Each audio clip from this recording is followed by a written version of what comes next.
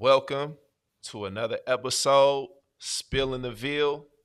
We got your host, Terrence Jennings, and our co-host slash producer, Blake McCauley. And we have a wonderful, wonderful interview coming to you today from my brother, my teammate, Preston Knowles. Man, one of the things I feel like when me and you kind of discussed launching this whole podcast at the beginning, it was really to get you and a bunch of your former teammates together and really talk about old times. And we want to talk to those people that didn't play with you as well, these new Cardinals. And it was great to hear you guys' perspective of just how the program was back when you guys were around for sure.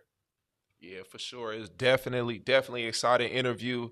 I would say a lot of twists and turns, but it was wonderful catching up with him, talking about those old stories back in the Big East, some of those epic games that he had, going from Freedom Hall to Kev to the Yum Center, just all those fiery games that he came out with all that high intensity and energy, and it's going to be exciting. I think it was about an hour long, so it's probably one of our longest interviews yet, and it's definitely going to keep your attention.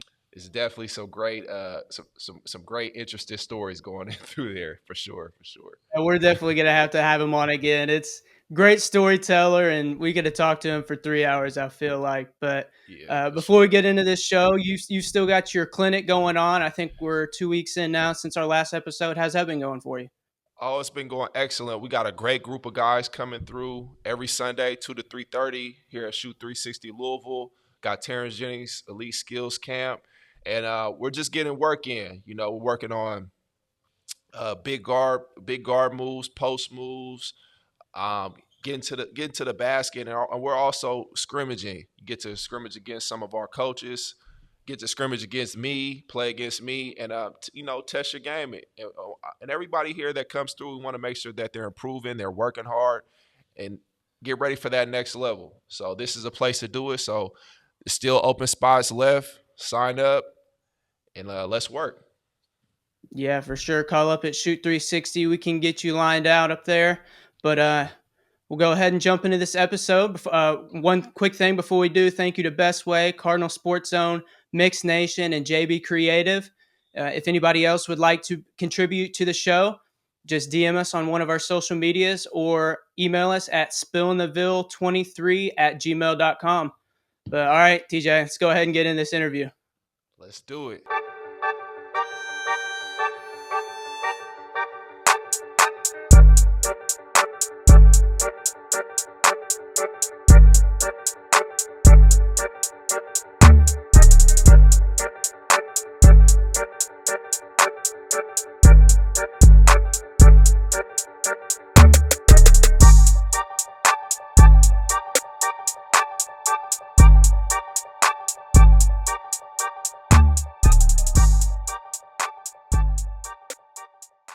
Today we're joined by someone I call a friend, a brother, a teammate, somebody I went to war with every night. If I had one word to describe this man, it'd be straight up dog. Preston was known for his relentlessness on defense. He's known for his sharpshooting ability, his undeniable leadership on and off the floor. The effort that he gave every night was unmatched. One half of the Microwave Boys, my friend, my brother, Preston Knowles. Welcome to Spilling the Veal, baby.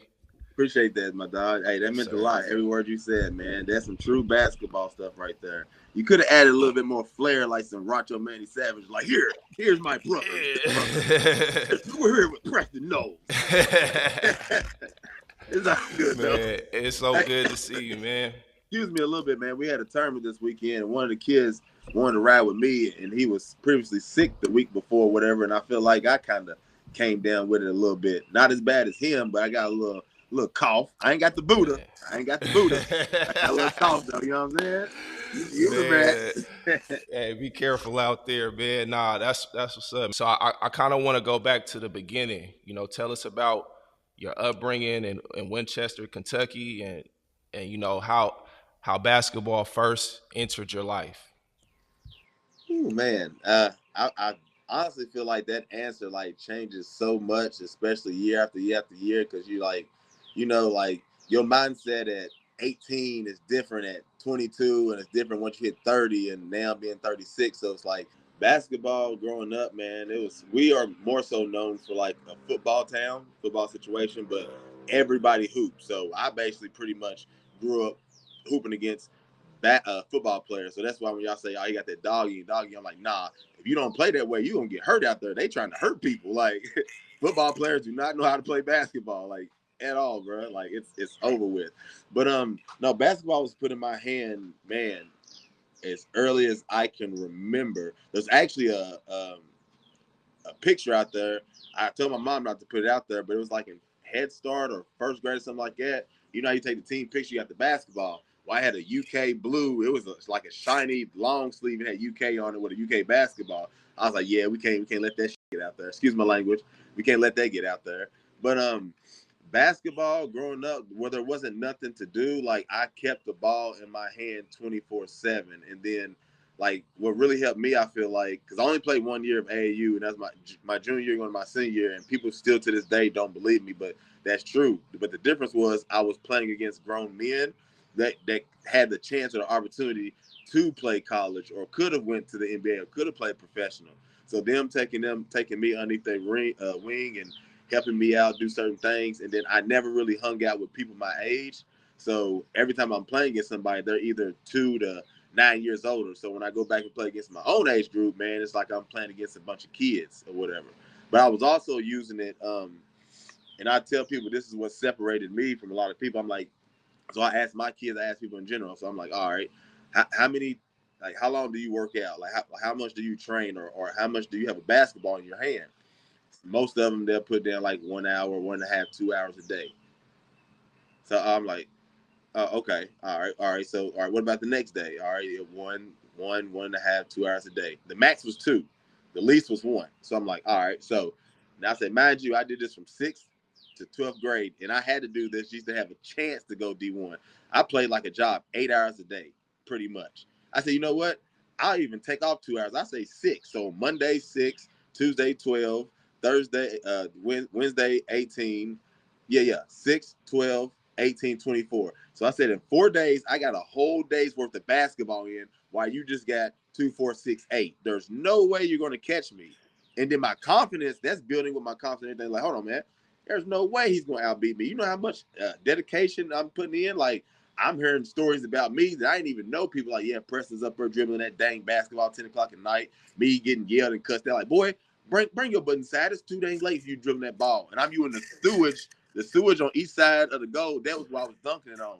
And like playing against myself, like playing one-on-one at the park like I'm nutso on above the rim. I swore on everything, bro. Swore on everything. But then we had some killers, man. Like I rode with like they didn't, like you get a rebound or something, you want to go out there and get the ball. Nah, they're gonna slam it, put it right underneath the rim. You know, a grown man, they're like, yeah, take it. As soon as you even remotely pick that ball up, you getting slung. Like, so I think it's good from that aspect, basketball. Kids playing against older people, other adults. It's just that basketball back then in Winchester, bro, we had a lot of talent that actually just didn't make it. Like I put it this way, I played at Louisville.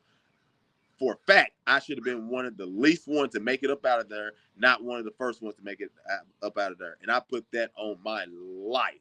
Like, you know, you know my big cousin Tate or whatever else, bro. He's the NBA player, but he's 5'7", doing a Tracy McGrady, throwing it off the backboard one side, faking the other way, and coming up, boom, like, bro, like I had people, like I had the Chris Loftons and the Darius Millers of my neighborhood that could go, that played 7-footers and stuff, and they play with pride. So like, yeah, are you willing to take a butt whooping to win that game? Like, I know people that had, we going to 32, I know people that had 28, 30 points for half an hour because they're afraid to score the ball because somebody might punch them in the face.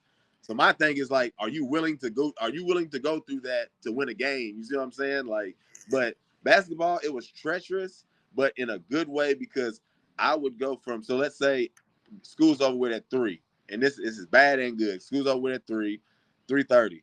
We would weight lift, and then we go back to the gym, and then we play a little bit. Then I walk from there to College Park. That's probably like a 30, 45-minute walk. And I play there from like 5 to 8. And then I'd walk to this church. I mean, the school is with my friends and stuff. College Park is with grown men. and then from 8 to 10 at night, it's at a church with older grown men or whatever else. So I'm basically playing basketball 3 to 3:30 till 10 o'clock at night, getting like 1 hour of sleep, getting up at 6 and having to do everything all over again or whatever else. And I'm doing this every single day. Like I use basketball as an escape and something to like really hone my craft in. Like I don't know, I was obsessive. Like I didn't know about the McDonald's All-Americans and the ABCD camps until I seen Earl. Like when he gave me his shorts, like, bro, I don't know about none of that. So I probably didn't play against a lot of people and busted their butt. That's why I was like, dog, he's a dog, he's fearless. It's like, oh man, you playing against such and such. I'm like, so like I don't know him. Like I've never played against him. But the thing about it is though, what trips me out is when we became professionals, all these All-Americans in college and these hype players and everything else. When I played against them overseas, chopped liver. You heard me? Chopped liver. I can't name one person that's ever gave me the business, bro. Ever. Like, bro, I ain't gonna lie. One person that's lightweight my kryptonite, just a little bit though, because I love his game, dog. For real, it's Tyshawn Taylor from Kansas, bro. I rock with this man's game, dog. Hey, bro, he can go. I got a lot more people. It's just his the way he plays, bro. It just gets to me. But everybody else, man, locked up, chopped liver, the whole nine. I'm like, bro, this is who y'all was hyped up about. This is what's going on here. Oh, come on, man. To get back on topic though, Winchester basketball though, bro, it was I enjoyed it and loved it because I had to go through all obstacles like a video game. So my cousin was like the main boss, so like I'd have to go through his Hitchmans and I gotta go through level 10. So usually when you get to level 10, you got one power left. All he gotta do is and you're dead. You got all the way over. That's him. So he's sicking all his favorite best defenders on me and everything, bro. And like he's sitting in the back like Saigon, like Bison, like like Shao Kahn. Like, come on, Tay, bro, don't do that to your little cousin. Hey, boy, you make me go to the ringer just to get to you. I'm dead when I get to you. I ain't got nothing in the tank. Man down, man down. Hey, PK, Man you've kind down. of talked about just your upbringing, having to play against older people and everything. How much do you think that helped you when the first time you got into a Coach P practice? Like, how much do you think that prepared you for the first time you stepped foot into his whole Man, regimen? that probably, and this is what I say. That's why I said if you had talked to me years ago, it would have been a little bit different as opposed to now. If I didn't play basketball the way I played basketball back in Winchester and with these grown-ups, I'm absolutely for certain I would not have made it because it was a carbon copy. It's like, oh, I'm playing against such and such. Oh, I'm playing against Rib. Okay, I'm playing against Rambo. Okay, there go Tate right there. There go Bo and Stroh right there. There go Travis. There go Trent. Oh, there go Fee, LJ here. There go Relly. Oh, yeah. Oh, yeah, it's cool. Because it was the same thing. It was bully ball. You're not backing down. I'm not backing down from nothing. All right, we're going to tussle over this basketball. That's why that dog mentality, because I'm the youngest one, so I got to have that dog mentality. Like, you got people that's like slamming you, like, hey, bro, we ain't in the mood today. Nah, we don't care if you in the mood, bro. You come over, we gonna slam you on concrete. So those were all big homies, you know what I'm saying? So like it played into it. So when we got into practice, and I'll give a big ups to my high school coach, Coach Humphrey. He was a defense savant. I struggled when I first got there on offense. Defense, no, because how Coach Humphrey's defense was, it went almost hand in hand with Coach P. That's why I did good. And the offensive side, Coach P, it ain't like how high school is. It goes A, B, C. Coach P is like, nah, if it goes, it's supposed to go to A, but if it goes to B, then it goes into E, and then from E, it goes into Z. But then if you don't go neither one of those, it turns into a whole different set. Hold on now, man. Hold on. Wait. You mean to tell me if ball's supposed to go to the right, but if I throw it to the left because the right ain't open, it goes into a totally different play?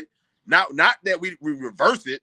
It's a totally different play. And depending on where he passes it, it can go back to the original play or stay the same play or go into another play. Yeah, East Scott, hey, man, I'm going to have to meet with you an hour before practice, bro. So I was like this. Listen, man, hey, bro, I can't play point and two, bro. Just put me at the two. I love to shoot. I love to score, and I love to play defense. But handling all that, now it's funny because I became an actual point guard as a professional, which is ridiculous, but that's another story. But no, man, if it wasn't, man, all right, quick question. Just to sum it up. I am in, may he rest in peace, Ron Lane. Ron Lane used to punch trees, concrete, and everything. So all his knuckles is just pure metal, whatever else. One dude you don't want to mess with. So I'm playing with the older folks. So they give me a down scheme. I'm playing with all older folks. If I'm 36, he's probably in his 50s or something now. Cock diesel, I'm talking about like body. So I get on the wing. I jump and shoot the jumper. When I jump in the air, he takes his whole forearm and undercuts me, bro. Undercuts me. I hit the ground. Boom. Don't nobody say nothing. We just keep on playing. First of all, what am I gonna say to you? I'm a little kid. You are known for knocking people out. I'm not taking that route. No. This is what he does afterwards, after the game. He says, "Hey, my bad, young fella. I was just trying to intimidate you." Bro, I am in 6th grade. You could have flinched at me, bro. You took me out. Like you took TJ. TJ, in any other situation besides that one, you are squaring up with anybody over that one, bro. I'm talking about he took me out. Bro. I hit all concrete, bro. And I look at everybody like, yeah, but like ain't nobody there going who gonna fight Ron Lane, bro? Like, man, listen, hey, bro, hey. That's Deontay Wilder right there. Good luck. Yeah, sure. We would have punched him in the stomach or something, man. Hey, it wasn't, bro. He had the body. No, pause. He had the body of a god, dog. Like when I'm talking about, he's ripped, and both knuckles is just pure metal because he punches trees and concrete, dog. But that played a big part into it. I ain't gonna lie. I never remember a moment where Coach P had to get on you about giving effort or playing, going hard, in the games or in practice. Just kind of get into just how tough, how much harder the practice was more than the games. To me, I felt like the games were a day off. The games were easy. Yeah, that most definitely. But when Games were definitely off days. You right, can run yeah, that but back. when we were in practice, that's what was the hard part because we were so close, but we would compete. We would compete about every single thing. Every time we stepped out there, we were competing on the floor, off the floor. If we get back to the dorm, we're competing on video games. If we're competing on ping pong, we're competing on just pool. We're on every single thing. So just describe just how coming into those practices and making those adjustments and just kind of describe just the feeling of just how we made it through. I kind of like to start like at the inception of certain things. So it really just started with like me and my sister, whatever. Ashley, like she was just as fast as me. So I grew up in a household where it was always competitive. So we used sports to get attention or whatever else. So even my friends like, bruh, all right, who can ride the bike the fastest? Who can do the most push-ups? Who's gonna be the first one to touch the rim? I bet you can't slam me. We'll square up then, this and the third. So we always kept from elementary all the way up until almost now, pretty much, I've always had a competitive mind state because I always stayed around that environment, around those people. Coach P actually set me down in the office one time. He's like, Preston, I don't have to yell at you. I was like, yes, sir. What do you mean?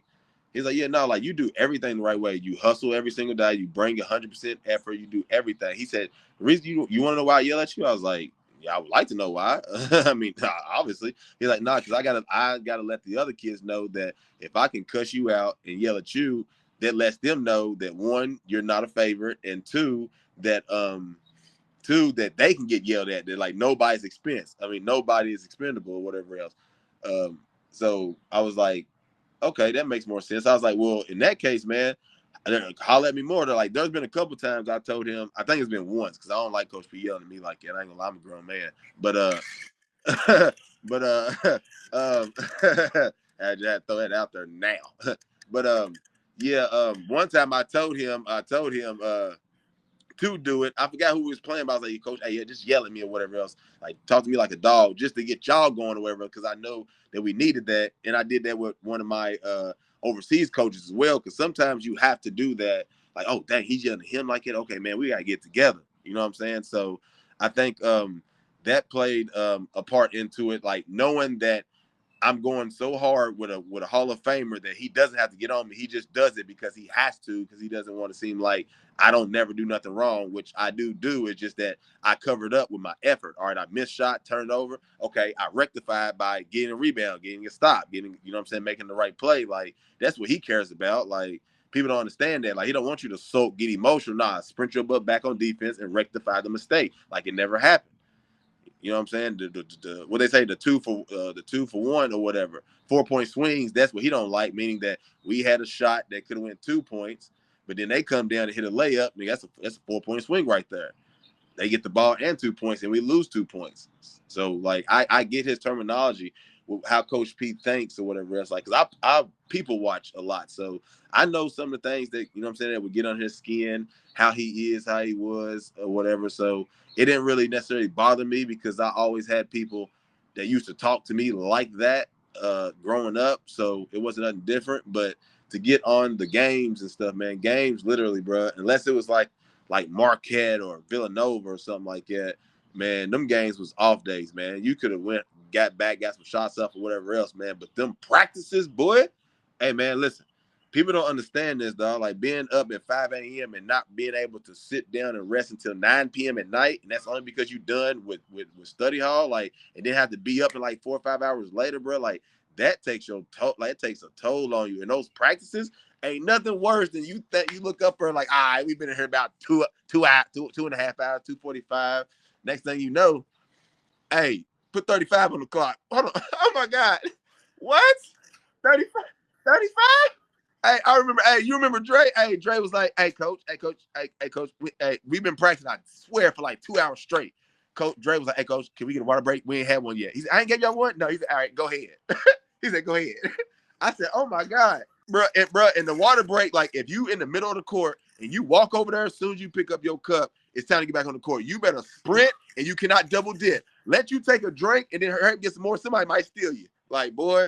Like Listen, 15 seconds. Then 15, some literally, people, you bro. can't be 15, hovering around. You literally, got to bro. get your drink and get out the way so everybody can get their drink. And you got to hurry up. And you might have enough time to get a little bit more. Man, hey, if somebody don't want one, bro, I'm trying to tell you. But like them practices, man, I miss those because, man, it was like I just love the dynamic of it because like Coach P has to be like a mad scientist because how he would do it is not only like he has to find some common enemy, so he doesn't mind him being the common enemy because we would be like, you know what I'm saying? Hey, F the coach, just F everybody we play, knowing that that's indirectly bringing us closer together. So if you was on the red team, you really didn't bang with the white team. And if you was on the white team, you didn't want to go on the red team if you were doing good. He's like, nah, I want to play my homies. But it wasn't nothing like too serious. It was just so competitive, like TJ was saying, like, bro, before practice, competitive talking, during practice, after practice. It'd be to the point where we eating at the dorm, you try to ask Masiello something, a question like, hey, don't talk to me. You got your butt busted today. Hey, don't talk to me. You ain't allowed to talk to me. Hey, you got to get your lick back tomorrow. Hey, y'all think he going to get whooped again? Like to the point to where practice is over with, and it's 7 o'clock at night, and you already thinking about practice at 3 o'clock the next day to get your lick back. Like you take a day off of practice, you are getting your butt smacked. Like, boy, it was a killer be killed environment. For those Day. games used to be easy. And we used to have Yeah, fun out there.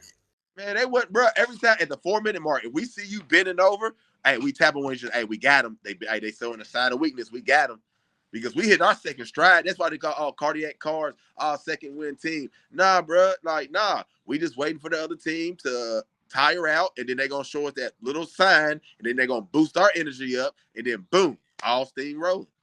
Like, bro, like it just, I just like it, man, because it's like it's the mind games and the stuff. Like you actually had to study for it. You had to watch film. You had to prepare. Like if you, it was either two things. If you didn't know an assignment, it's your fault. You don't deserve to play. Now, if it's their fault, they gonna say it's their fault, but you best believe they're gonna make in-game adjustments and halftime adjustments or whatever else. Always good. The good coaches I've noticed always do that. They pay attention. Always pay attention. So that's one thing I love about Coach P and him being a master manipulator and more so motivator to get the job done. And I'm so happy for him. But his practices, though, boy, feet be coming out there bleeding, can barely walk, ice, everything. Like, Lord have mercy. But the practices, though, man, I'm trying to tell you, like, that was some of the best times, even sometimes better than some of the games we played in. Like, them practices was no joke because you got to see people do some Preston, can things, you baby. please describe your favorite treadmill moment in practice? Yeah. Okay. All right, hey. Just wanted to take a second and give a big shout out, big shout out to Best Way, home of the low price guaranteed, or it's free, where you can get all of your home furnishing needs on a deal. They have everything from smart refrigerators, washer dryer sets, 86-inch TVs, PS5s, Xboxes, all the way to reclining living room suites and bedroom suites. Best Way offers so many ways to pay, from retail rent to own, and even financing through Lendmark, with 2 locations in Indiana, one in New Albany, and one in Jeffersonville. 5 locations in Kentucky: Radcliffe, Dixie Highway, Hikes Lane, Shelbyville, and Shepherdsville. Stop by today and tell them that we sent you to get $100 off your new item. Now let's get back to the show. So hold Let's on. keep Does it it keep have it to be in light. the Keep it Yum light. Center? Hold on. Does it have to be in the Yum Center? So our Hold on. favorite, Does it have to be in the Yum Center? either the one that just sticks out to you the most. Either way, it could be the Yum Center. It could be Well, I got to tell two, man. I'm sorry. I'll tell the first one. So, like, we used to have these individuals 40 minutes straight, right? They'd be 40 minutes straight. So you have 1, 2, 3, 4, 5, 6, 7, 8. So you got 8 rims, and all 8 rims are getting utilized. With the main rim, you with Coach Patino. The other main rim, you got the shooting gun, and then the first one on the side, you got a coach. Then you got free throws at both sides in the middle. Other side, I don't think you have anything. I'm not really for sure. No, you have jump shots. You have that or whatever else. So we doing this one drill with Coach Masiello. Like, bro, like I never knew this was possible. Like me and George Good could not get the ball to touch the rim. It's to the point to where we were literally, bro, throwing it at the rim. I'm talking about throwing up or just to hit the rim. G Good come down because we coming off. Boom, air ball coming back down sideline. Air ball comes back down sideline. Air ball. He does it like 8 straight times. Masiello blows the whistle. He's like, good. You shoot another mother effing air ball. I'm going to take your A upstairs and you're going to run on the GD treadmill for the whole dang practice, for the rest of the thing, individual. George said, yes, sir. George said, yes, sir. That boy came around that corner, threw it up there. Hey, air ball. Get your ass. Get up there, boom. Now, here's what's funny, though. So, the weight room, you remember, like, you can see the windows in the weight room. Sure. You can see him going upstairs to the front. So, he's following him the whole time, on him like Major Payne, whistling. So, by the time they get up the steps, Masiello's face is dead red. George is struggling to get up the steps. So, all you see is, like, Masiello go up to him. It's like nothing G Good out like this. And all you see is Melo's finger doing like this, like the speed. Yeah. So you see George go from walking to jogging to running to full on sprinting. I died laughing. Oh my God. That was one. So, all right, here's another one. I'm not gonna tell the story, but I'm just gonna say this. So we had got in trouble or whatever else, and we at the Carlton. We in New York now. We about to my freshman year, Mascot Gardens. They about to play Pitt.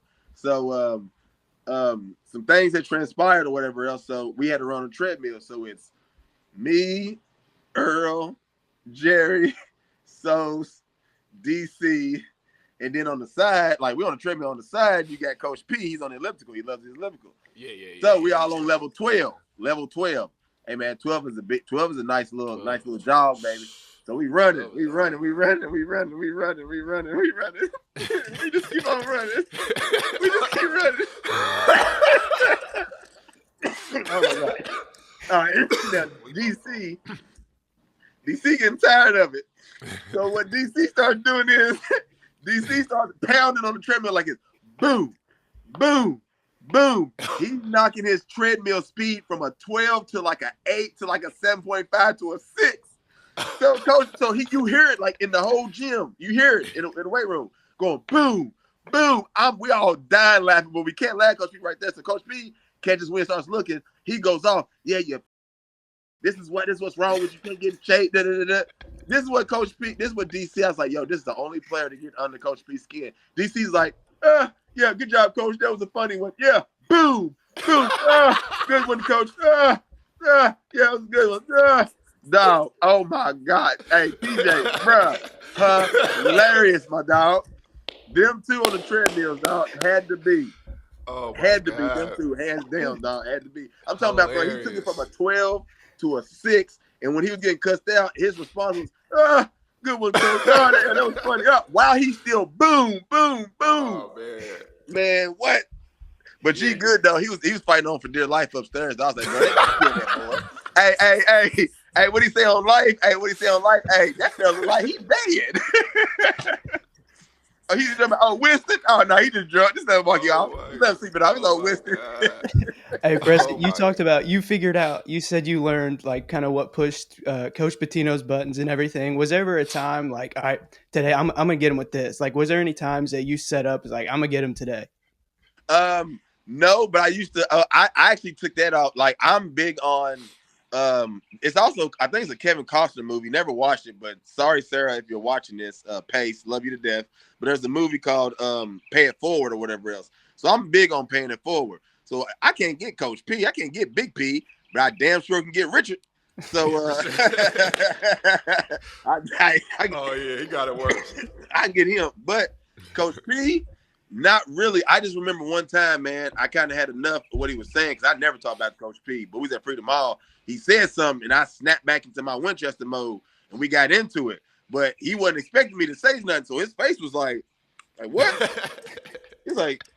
He said, yeah, you're effing done, son. Pack your shit after the game. You're out of here. Like, you're going right back home. Your scholarship, we're taking it done. I was like, so I don't care. Boom. We get back out there. Yeah, Preston, go back in. I was like, thank God, 'cause I thought I was gone. I ain't going to lie. That one, and then no, he's got me more. So I was shooting at the free throw line. It was just me by myself. Then he just comes over and starts rebounding for me. I'm like, yeah, like what did I do, Coach? I didn't do nothing. I got good grades. I had a great practice. I'm over here getting up extra shots by myself, not talking to nobody, not bothering nobody. Nobody didn't do nothing now. What I do now? I got you. No, but he passes me the ball. He keeps passing me the ball while I'm shooting. He don't say nothing for like 30 seconds. So we played against Oklahoma my freshman year when they had Blake Griffin in. Like, I had a baseline dunk or whatever else baseline, but I think it was during the commercial. But like, everybody went off crazy, yada yada yada. TJ, you was still in high school, so half of the people in the region saw it, half of them didn't. So he's just passed to me. Don't even say nothing. Just look at me for 30 seconds. So he's like, yeah. So what people think about that dunk back in that county of yours? I said, dang, that's kind of messed up. Like, no, hey, hello, how you doing? Like, it's the first thing you gonna say to your boy? Like, Lord. But now, Richard, oh my God, I used to give it to him, baby. Woo! I'm like, Richard, what's up, baby? How you doing, baby? Like, what's up, man?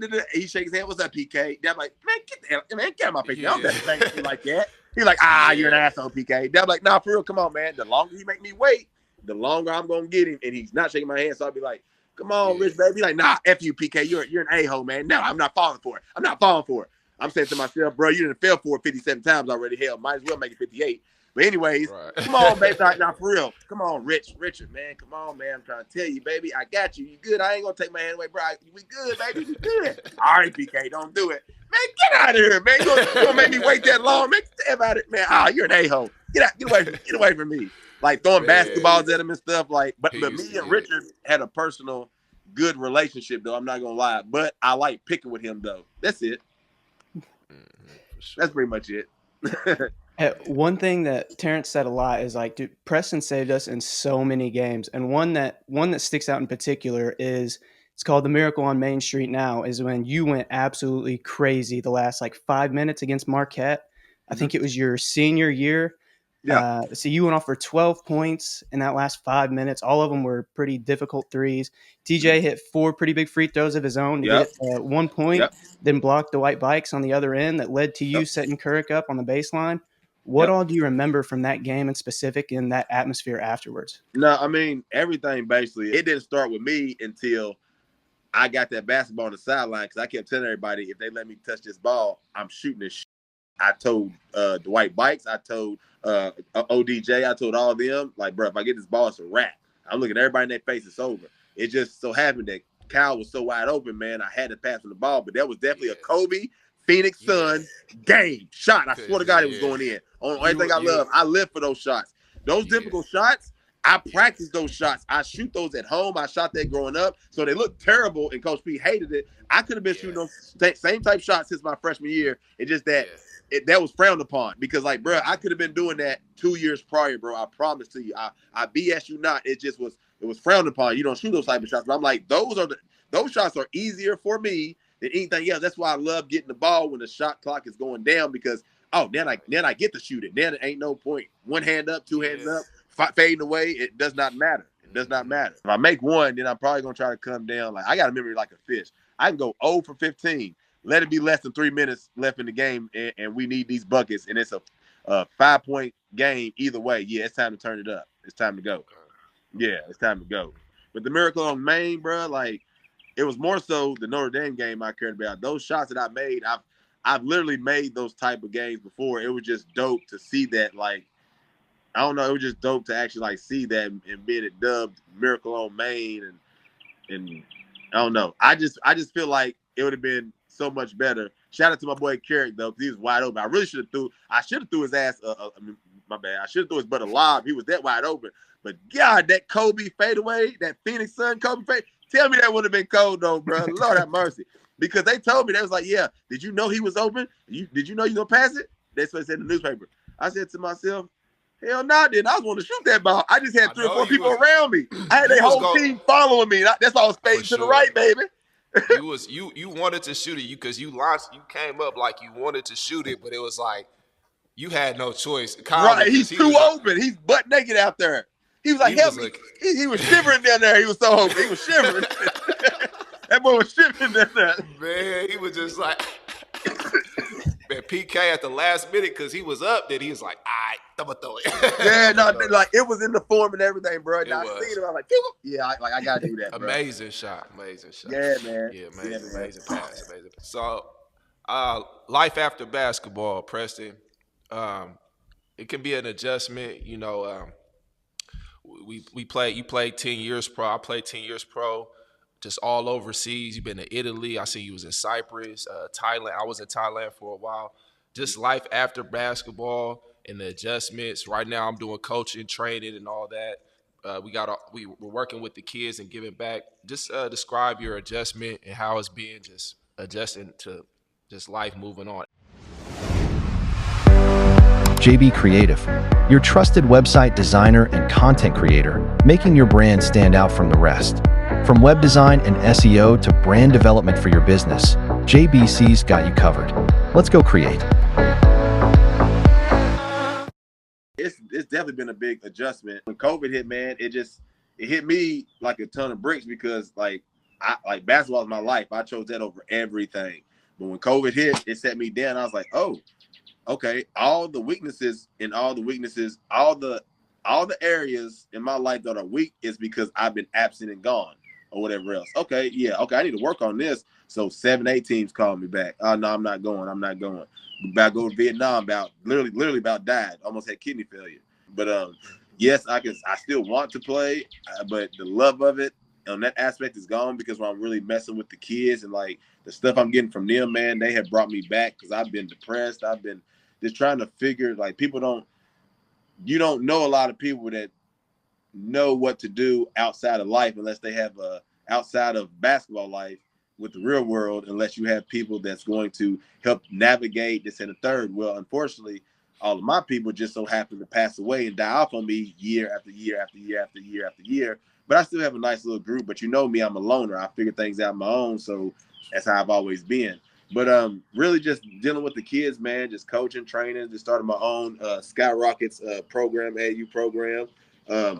I got to talk to you on the side about that situation. But, yeah, a lot of stuff going on, training, coaching. A couple of people want me to join their organizations. Certain people want me to do some other things that I got going on, but not going to necessarily say it on here because right now I'm under the impression and I'm under a microscope that whatever I do or say pertaining to anything will try to be used. Or for example, hey man, I got this one kid out of such and such, bro. He's a dog. I'm about to snag him. Next thing you know, somebody got him. Or I'm thinking about this idea, boom, boom, then somebody does it. So that's why I told you I'll talk to you on the side because I got some stuff brewing, man. I'm not gonna lie that it's real good, but just outside of this basketball, man, just finding out like this real world things. Like I changed my tire for the first time 3 years ago, and I was geeked. Like I was happy. You ask a normal person that, they look like so they'd be like, I remember my first beer.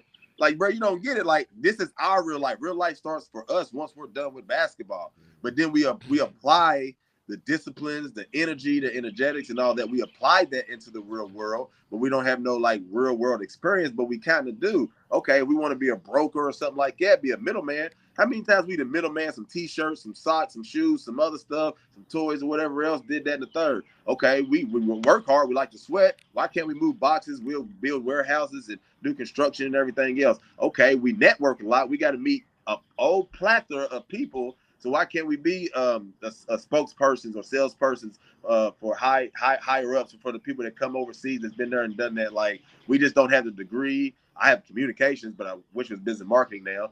But like we are like, it's kind of like what's the old saying? A jack of all trades, but a master of none, pretty much whatever else. Like we know what we can do, but it's like at the same time, it's not basketball, because if you really eat, sleep, and breathe basketball, bro, like it's hard to just shut that off, to do away with that, because that's not something you can just get back. There's no other feeling. I tell people this. That high you get from being on the basketball court, whether it's a block shot, whether it's a steal, game winner, what diving, whatever, that high, that incident like that there's nothing else that duplicates that. And you can only get that from a sport at a high major level. Not no hood tournament, not no nothing. That has its own type of energy. But the energy that we got to experience, bro, you can't even put it into words. Like, I'm trying to chase and find the best way to get that aspect of it back or whatever else, because I'm a very high energy type guy. But like, I look at myself as like, bro, I've lived my life, I've done a lot of things. Now it's up for my kids. Like, my son, I don't know how, but he's top 5 and 6th graders in all the region in the jab throw and track. Maya, she PRs in 100, 200, 400 every single week down there. So she's running at a D. She's a freshman, 5'9", running at a D3 level. So I got her, and she's less than 2 seconds away from running at a D1 level. And she's cold as hell. And she's really, really good at soccer or whatever else. So both, and we just had to go to her high school like last week because she got honored for having all straight A's. The kids is doing good. Everything's doing good. Just trying to get back to the little homies that was like me, doing that, because that's been my purpose. Because my purpose, like, it was like, okay, it's basketball. Okay, now it's not about basketball. Okay, then what's it about now? Okay, then it has to be about the kids. Okay, we got to do it with the kids, because after the kids graduate, I'm thinking about moving back to Italy, because I lived the majority of my life. I am a fish out of water. My adult life, yours too, TJ, has been lived in another world, basically. So we still playing catch up upon catch up upon catch up, and people don't realize that. My homeboy had to tell me, like, hey, bro, you left when everybody was what, 18? How old are you now at the time? I said 31. Are you expecting them to be the same person they was at 18 and 31? Can you name their kids? Do you been around their kids? Have you been around them when that person died or this and the third? No, you haven't. So that same love and that green you had, you think it's all love, it ain't the same. It ain't like that no more, because things change. And the only thing that is inevitable and constant is change, just to give it that way. But it has been a struggle depending on like how you view your life and how you go about it. Like, I know people that easy transition. Like, I know people that I can make a few phone calls and I can get led the right way. But my thing is, I've always done things my way, or the best way I know possible. Like within working, having a common goal, like an association, being around people, being with people, doing certain things like that. Because I've had plans for like the last 15 years, bro. It's just that I ain't found the right people to do it with.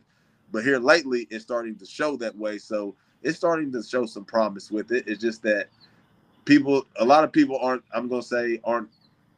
who they say they are once that basketball stops. But it won't matter, and it doesn't matter to me, is if you love that, if you entertain that, then yeah, you're going to be feeling some type of way. You're going to be begging for attention. But if you've always been true to yourself and don't care about none of that, bro, you smooth. You get to live your life the way you want to live it, this, that, and the third. Like, I just don't understand how people don't care about that aspect of life. Like, bro, like, find you something to do. Look, like, we play basketball. We got homeboys that we call brothers for life. Like, what are they into? Delt's into trucking. Hey, bro, what how you like that? What's going on with that? AG went to Stanford. Hey, bro, if you ever need anything or whatever else, boom, got homeboy work with Joe Walker Falker. Hey, bro, come to Denver, holler at me, bro. This to the third, whatever you want to do, something like. So we have the resources to reach out and do it. It's just that we have to take our best foot forward and actually do it, because the only thing that we've ever really did, well, for me and you, has been one, basketball, put our best foot forward, and then being a parent, best foot forward. And now 3, you can throw in there business aspect. So there's only 3 things really we put our best foot forward in. So when you do choose that, whichever one you choose, that's the one you want to kind of ride it on out, because you got I see you got like 3 waves. We're finishing up our second wave, which is I go through the 10s and the 20s was a wave. My 20s and 30s, immaculate. I was a rock star. Lord have mercy. I'm taking stories. I'm taking it to the death of me. We going to the grave with those, baby. I just seen and done some things. Woo-wee! Hey, I'm leaving it at that. Yeah, exactly. Hey, TJ know what I'm talking about. Hey, yeah, thumbs up. Hey, I'm leaving it at that. You know what I'm talking. Hey, especially you, boy. Don't let me start on you on here. But we ain't there yet. Hey, yeah. All right. Yeah. I guess. Hey, man. Hey, I got some. Hey, we ain't gonna go there though. Hey, But floor's but yours like anytime. now we're in our Floor's yours 30s. The 30s is what we're trying to build and like figure ourselves out after basketball and build it. So by 40, I want to have everything on the ground running. Like I want my own gym because of how things is run down here. Kentucky as a whole, we are a step behind. The best part is Louisville. Have y'all seen the movie The Little Giants? Oh yeah. Okay, like I'm picking the Little Giants and turning them into the Cowboys, boy. I'm dead serious, bro, and turn them into them, bro. Turn it in, y'all, boy. Turn them into them. I got 2 of them that's cold. That TJ, I want you to look at. Actually, I got 3 of them that I want to for you to take a look at, bro. I'm not gonna lie, their potential, bro, is through the limit. Real quick though, I do got to give a shout out to the Skyrockets because that is the organization.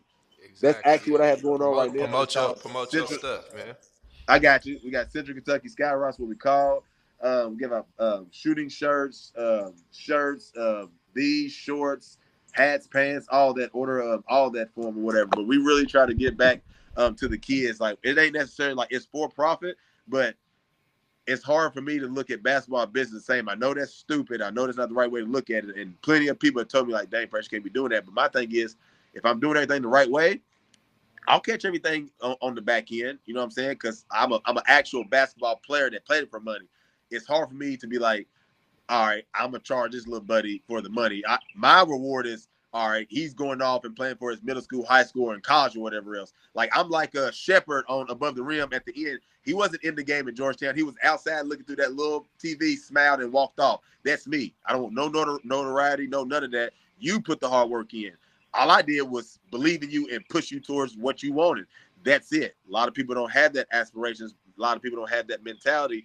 And that's where a lot of things go wrong. And that's why with me, I don't post a lot of stuff. I post like when that kid shows up in a month. Hold on, he wasn't going left. Yeah, he's going left. Now he couldn't shoot. He can shoot now. Dang, who's been working with? Preston. Hold on. Preston's training, doing stuff now. You think he'll get my kid? Yeah, here's his number. Boom. All the word of mouth.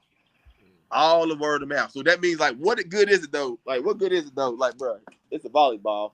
It's a volleyball example. All right, I got a picture up. Like, look, this is my Facebook picture. Look. This is my basketball picture. I'm like this. Look. Look, I got the background code. Hey, background code got flames and everything, but I'm terrible. I get in the game and have 5 turnovers and probably a highlight. Like, get out of here. The one that pisses me off the most is this one. The one where they hold it on the shoulder and then the other arm is pointing at you. Oh my God. Boy, if you don't get your he done got lit up for 40. Pointing at the he done got lit up for 40, pointing at the camera, taking pictures. I'm showing my team like, bro, if he scores over 10, you're coming out the game. Yeah. Boy, nah, we're not doing none of that, bro. Like, no. But like the transition overall, like it's been, I know a lot of people somewhat like stopped playing before I did. So when I reached out to them, it was kind of giving me game as I was about to end my career and while they ended their careers talking about, all right, yeah, this is what I'm going through. This is what's going on, blah, blah, blah. So I kind of got to get like a little heads up. Then I just been stuck in like mental purgatory up until like a year ago. Cause like, bro, I don't know what it is I really want to truly do yet. Like there's only really mainly 2 things. Well, there's 3 things I'd love to do. And this childhood stuff, but I don't think you can do stuff like this. I want to be a ninja, James Bond secret agent, or Indiana Jones. Well, you can't do those 2 anymore. Those 3. So I want my own gym to where people can come, practice, train, the whole 9, like my own actual gym, and either be a head assistant or an assistant coach at a college. I didn't say head coach because I want 2 to 5 years to learn underneath that because I pick up on things very, very, very, very quickly. And right now I'm a little bit animated, so I would go viral. I'm like the coach for Tino's and them of the AU sixth grade. Boy, I almost had to go to the hospital. I was yelling so much, dog. Now for real, I almost went to the hospital. I just got my voice back like 3 days ago. You just gotta get you some hard bottoms so you could slap it on the floor. You Oh, gotta get them hard no. taps. I got a picture I got to send you, bro.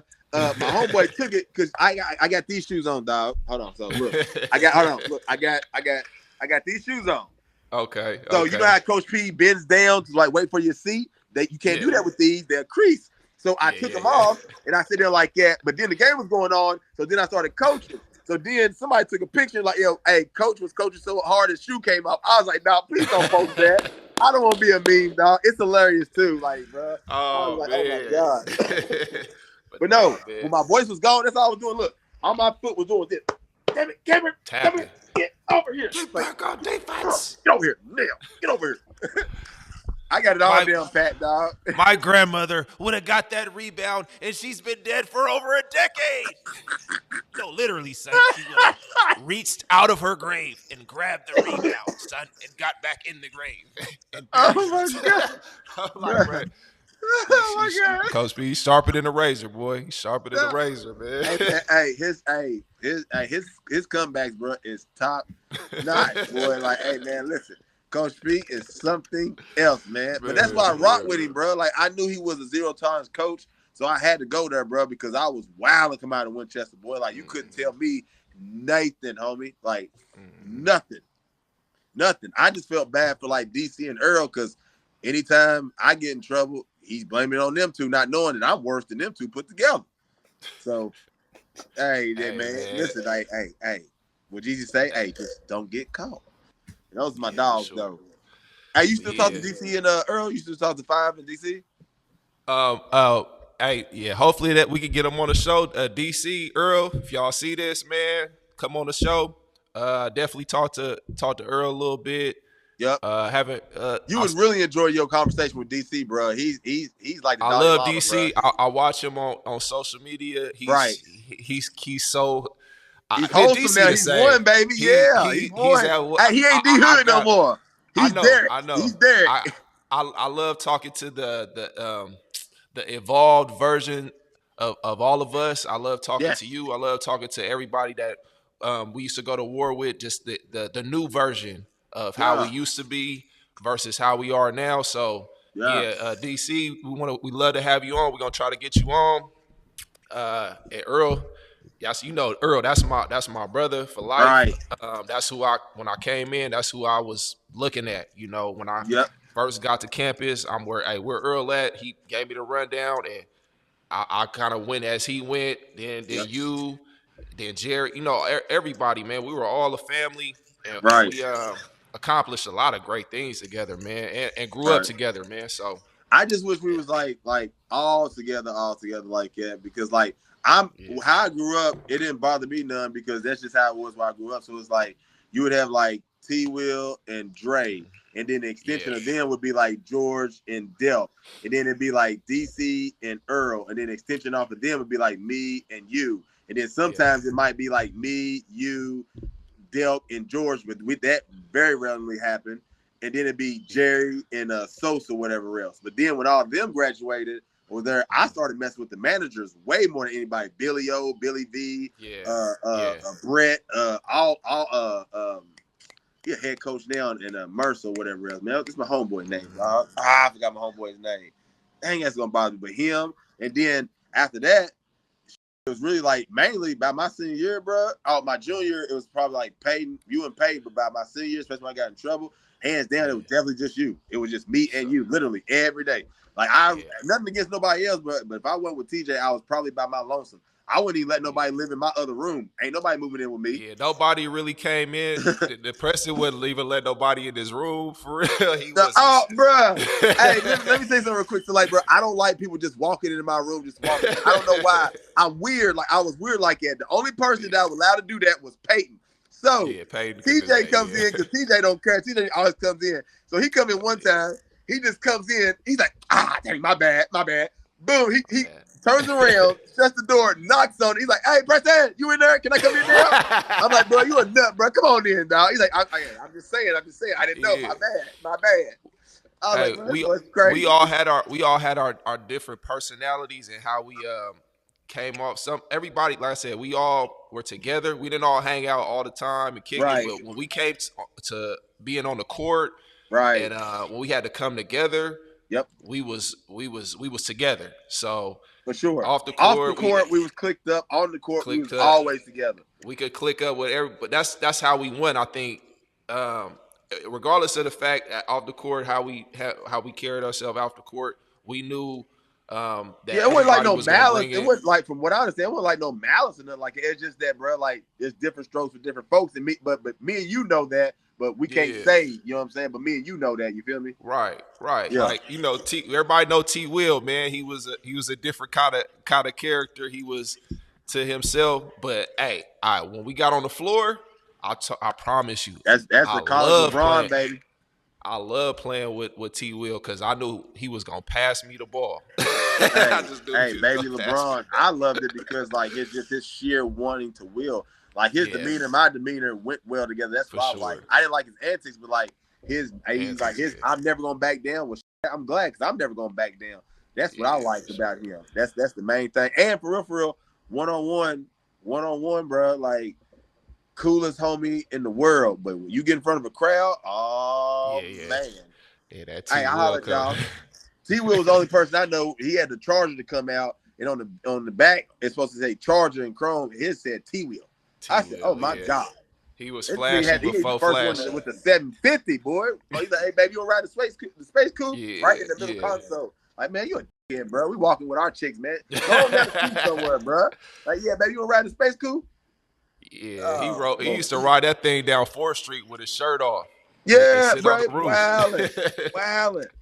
Bro, the funniest part, though, bro, before I got to the G League, dog, because I was with Jerry and them, they didn't mess with Jerry and T. Will so much because T. Will got sent down for disciplinary action. That's how good and that's how bad he is. Nobody has ever got sent down to no G League for disciplinary action. So he comes there or whatever else. He's like, "Man, y'all some haters." He's like, "Man, what you mean y'all some haters?" He's like, "Man, I do this for y'all." He's like, "What you talking about?" He's like, "Bro, I got a haircut and none of y'all told me my shit look good." He said, "Man, I do this for y'all." I'm like, "Hold on." And this is the first time y'all meeting him. This is the first thing he says when y'all come in. He's like, "Yeah, bro." He said he walks in. He's like, "Man, all y'all some haters." It's like, "What?" He's like, "Yeah, y'all some haters." And what you mean, how we some haters? He said, "Man, I just got a fresh haircut and none of y'all said my shit look good. Man, I do this for y'all." That's classic. Whoa. Hey, and then because of that, and then because of how Smitty was, I guess, because him and LD was real linked up, which I banged with LD. Shout out to LD. Shout out to Smitty too, because I really like Smitty as well. But whatever was going on before then, and then I guess one of the homies that I took spot, the rest of the team was cool with or whatnot. So it took about a week for them to, hell, that didn't take no week. It took about 2 days because I lay down law wherever I go. Now, I don't know tough guy. I'm just saying, PK's here. But but they told me behind the scenes what it really was. This and the third, and I had to respect it. And then I'm gonna leave that story like it was. But that was probably the funnest basketball year probably of my life. But yeah, man, sure. It just a little different. Just I don't know, man. It just like when you look back and see how everything played out, it played out in so many funny different ways. But like at the end of the day, I wouldn't take none of it back. I just wish I could have experienced, which I probably wouldn't have cared, but got to experience like actual college more a little bit. You know, like a regular student. Just that aspect, just like for a day. Like, first of all, don't get me wrong. Ain't nobody trying to just go up. Oh, my day is homework and study hall and this. Man, come on, man. Listen, no. But just to wake up as a regular student, walk around and be like, you know what? I don't have practice today. You know what? I don't have film today. You know what? I don't have a study hall today. You know what? I don't have a curfew tonight. You know what I'm saying? Like, hey, you know what? I can do what I want. Just for one day, you feel me? Just for one day. No, that's it. That's it. But we got to show love, though, man. We got to show love. The city, the fans, the majority of the teachers. I ain't gonna say all of them. Majority of the teachers, like, man, like the neighborhood, the suburbans, like, man, Louisville, man, I call that home, bro, because like the love they show and still show me to this day, bro, it's second to none, man. Like Louisville will always be first and foremost my number one in my heart. I bang with Louisville. It just sucks I ain't up there, but I promise. I've been saying it for a minute. I'm slowly but surely going to make my way back up there. I just got a couple things back home. As a man, I got to take care of because we don't like to leave with stuff with stones unturned. And once that happens, I'll be up there. I promise to you, I'll be up there. Until the end, ghost baby. Where in the world is Carmen Sandiego? That's me. You don't see me until you see me. You feel me? Yes, sir. Out of sight, out of mind. All right, yeah, but we gonna go ahead, Blake. Yep. All right, Preston, that'll do it for today. Is there anything else you'd let the people know before we leave? Oh yeah. Hey man. One fish, two fish, red fish, blue fish. Oh, don't mess it up. No, but everybody's watching, man. I hope y'all have a wonderful day. Thank you guys for having me on. Whenever y'all need another one, another commentator or another face or whatever else, hey, I'm always available. Tell everybody in Louisville I say hello. Go Cars, L1C1, L's up always and forever. Look out for the Central Kentucky Rockets. If you have kids that would like to play AAU for the 6th grade or 7th or 8th grade, once we put those teams together, because we just have 6th grade right now, reach out to me or reach out to TJ, and then he'll reach back out to me. But it's called Central Kentucky Skyrockets. We'll be in a city near you. You guys have a wonderful day, and ink, pinky, butt stink, oop, fart out. All right, thank you so much, Appreciate Preston. you. Floor is yours anytime. Appreciate you. Thank you so much, Preston.